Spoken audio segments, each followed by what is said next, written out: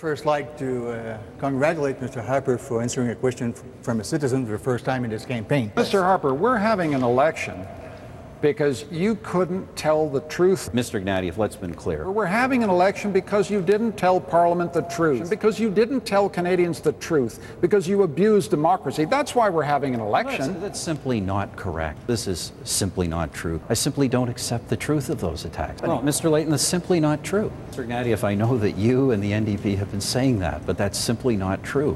This is always that's simply not true on the very measure you raised. Speak the truth, Mr. Harper. We will not be spending a dime on these jets for at least 5 years, and then we'll be buying them for a period of over 20 years. Why is the opposition making an issue of this now? Because they need money.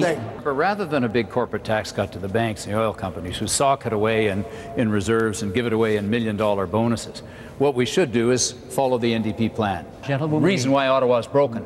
People are seeing an example of what's broken in Ottawa here. We are where we are, sir. I would say that government foreign policy is a copy of the Bush administration foreign policy. This is a man who simply will shut down anything he can't control. He shut down Parliament twice.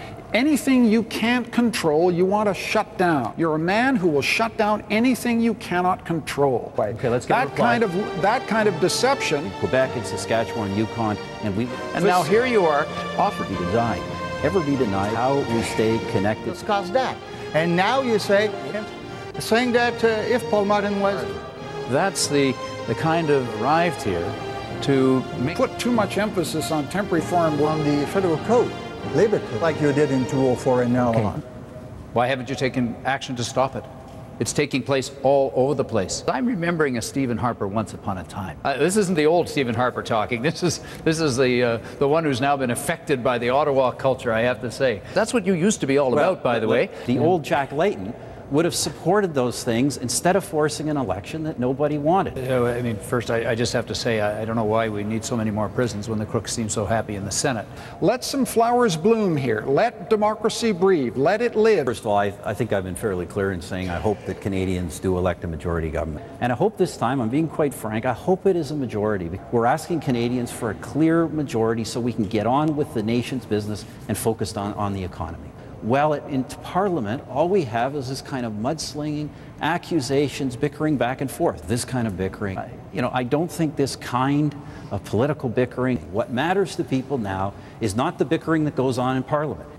You keep using this word bickering. You stiffed Parliament, Mr. Harper, and that's why your government lost confidence. That's why we're having an election. We don't want to create ghettos. They're saying they're tough on crime, but Mr. Harper is very soft on crime in his own office. So that when some troublemaker comes up and tries to tempt them into that life of crime with the bling and everything else, and we have, that's been a hashtag fail. A philosophy, it's your way or no way. I don't know about you, but it gives me the shivers. The cars are registered, the boats are registered. Even when you're hunting ducks, you got to register the ducks. If you go with a dog, the dog is registered. The only thing which is not registered is the gun. Women particularly get killed with long guns, short guns. They don't care. All they know, they're dead. Unfortunately, your party has a rather long history of making promises in elections and breaking them Jack, after. At least we get into government. You'll be in opposition forever. That's my whole approach to working with others to try to get results. It's our philosophy. I've got to ask you then, why do you have the worst attendance record in the House of Commons of any member of Parliament? If you want to be Prime Minister, you better learn how to be a member of Parliament first. Most Canadians, if they don't show up for work, they don't get a promotion.